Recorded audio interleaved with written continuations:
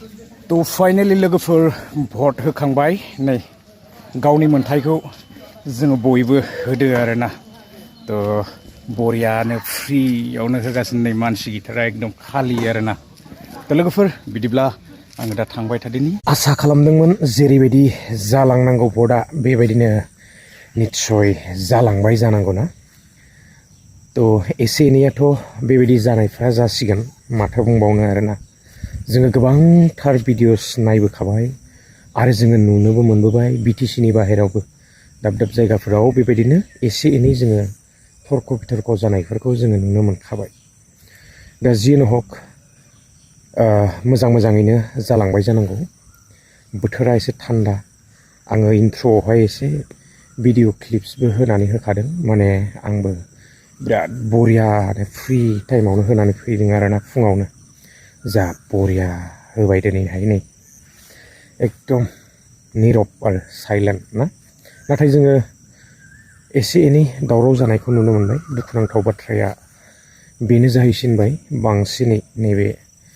तामुलपुर समस्थियावहाय ना जितु मैयानिनो जानानै थांनाय जाथाय तो कुमारिकाटा पानबारि बारा गोजान जाया जोंनिफ्रायबो बिदिनो 35-36सो जायोदां किल'मिटार ना बारा गोजान नङा दा जियानो हक नुनो मोनदों मिडियाफोरनि गेजेरजोंहाय आरो फोसावलांखादों लोगो भाइरेल ना तो मा बुंबावनो दुखुनांथाव जाथाय आरो जानाङै जाथायाबो जोंनि गेजेराव जाबाय आरोना दा जियानो हक आं एसे भिडिअ क्लिप्स होलांनि जोङो बयबो नुनो मोनखादों आरो गिदिर गोलावफ्राबो दुखु मोननाय फोरमायखादों तो आरो जोङो सासे सिस्टाराहाय जोङो फेसबुकआव बेबायदि होनायखौ जोङो नुनो मोनदों तो आङो बे भिडिअ क्लिप्सखौ एसे होलांगोन आरो बिनिफ्राय जोंहा दैदेनगिरिफ्रा गिदिर गोलावफ्राबो मा बुंलांखो आङो एसे भिडिअ क्लिप्स लानानै फैदों आरोना तो आङो होलांबाय थानि गिबियावनो आङो एसे भिडिअ क्लिप्स होनो लाबाय बे भिडिअ क्लिप्सआनो जाहैबाय जोंहा जाय माने सिस्टाराहाय भिडिअ हगारखादोंमोन फेसबुकआव तो भाइरेल जाखादों आरो गोबांथार भिउसफोर थांखादों नङा होमबा तो गोसारखाबाय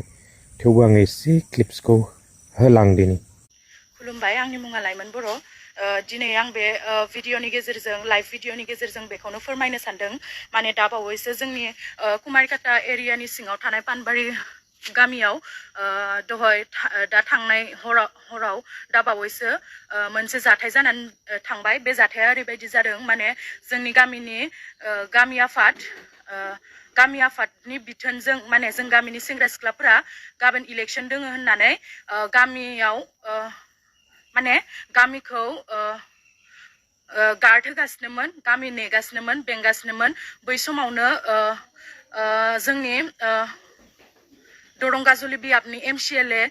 बिजितगोरानि मानसिफोरा फैनानै जों गामियाव बुफाय बुसि खालामदो आरो जोंहानि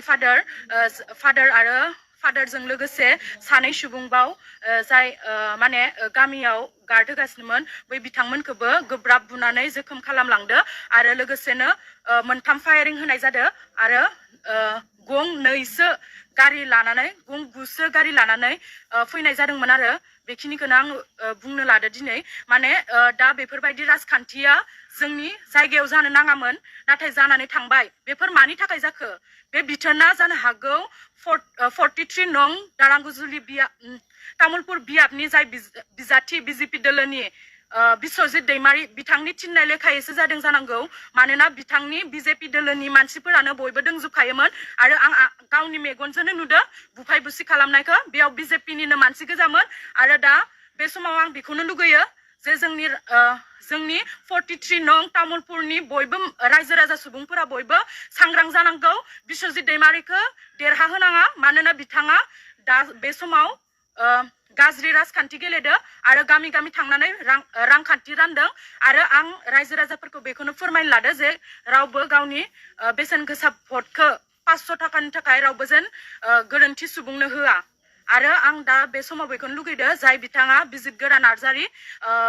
दारांगुजुलि समस्तिनि बिथाङा MCLA बिथाङाबो दा आयेन बायदियै साजा मोननांगौ आरो गोख्रैनो साजा मोननांगौ आं बेखौनो लुगैयो एसेनोसै जोङो बयबो नुनो मोनखानाय भिडिअ क्लिप्स थ' थेवबाबो आङो एसे होनानै होबावबाय आरो दानिया बिनिफ्राय जोङो एसे नायबावदिनि प्रमद बर' सारा मा बुंलांखो एसे आङो बेखौबो भिडिअ क्लिप्स लागायनानै होदिनि आरोना दुखुनांथाव जादों मोनसे समाव बिराद थासारिया गाज्रिमोन लासै लासैनो मोजां जाबाय आरो दिनैनि समाव बिसायख'थि बायदि मोनसे प्रसेस जेराव रायजो राजाफ्रा भट होखागोन नोङो मिटिं खालामदों आपिल खालामदों रिक्वेस्ट खालामदों बायदिसिना बिनि उनाव रायजो राजाफ्रा भट होखागोन दा बेवहाय थांनानै मोजां मोनसे परिबेसाव AK-47 लानानै गुलि गावहैनाया बियो जोबोद दुखुनांथाव जादों आङो बेखौ कन्डेम खालामो आरो जों खावलायदों प्रसासनखौ जे बिनि सायाव एक्सन लानांगौ मानोना बिसायख'थियाव एफा एनै हिंसा जायो खिन्थु गुलि AK-47 नि गुलि गावगोन बेथ' गोरलै बाथ्रा नङा दा नंखायनो बेफोरबायदि जि माने दुथां आखुनि मानसिफोर बिसोरखौ आयेनगत बेबस्था लानांगौ बेखौनो जों खावलायो सार सोर लोब्बा दं होनना सानो नोंथाङा जों बेवहाय थांनानैथ' मिथिदों बिजित गोरा नार्जारि बिथांनि दैदेननायावनो टिम थांदोंमोन होननानै दा पुलिसा जिता इनकुवारि खालामगोन ओंखारगोन सोर दङ सोर गैया थ' बिदिब्ला रायजोफोर आङो बारा गोलाव खालामबाय थाला भिडिअखौ आरो जोंहा हाग्रामा साराबो बुंलांखाबाय थ' तदन्त जानांगौ ना दा जियानो हक समजों लोगोसे जोङो नुलांनो मोनगोन आङो बारा गोलाव खालामबाय थाला आरो बेबायदि जाथायफोरा जेन फिन आरोबाव खेब बेबायदि फैयाना नंगौ जोङो तर्क बितर्क जालायनो हायो आरो पलिटिक्स बा नैबे इलेक्सननि समावहाय जोङो बेबायदिनो बाथ्रा दान्थे बिदान्थेफोरा सोलिखायो आरो जोङो मबाइलनि गेजेरजों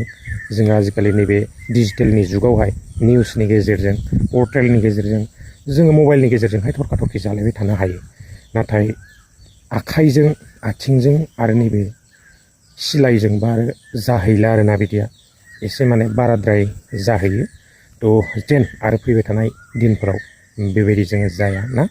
थ' गुबुन रावबो नङा गासैबो गावजोंनो गाव गोजा दा निस्सय आसा खालामदों मोजाङैनो भटआ जेरावबो जानानै थांबाय दिनै सानसेया माने थांनाय बायदियानो जाहैबाय ना दा जोङो नेनानै थानोसै आरो बेबायदिनो रिजाल्टआ जोंहा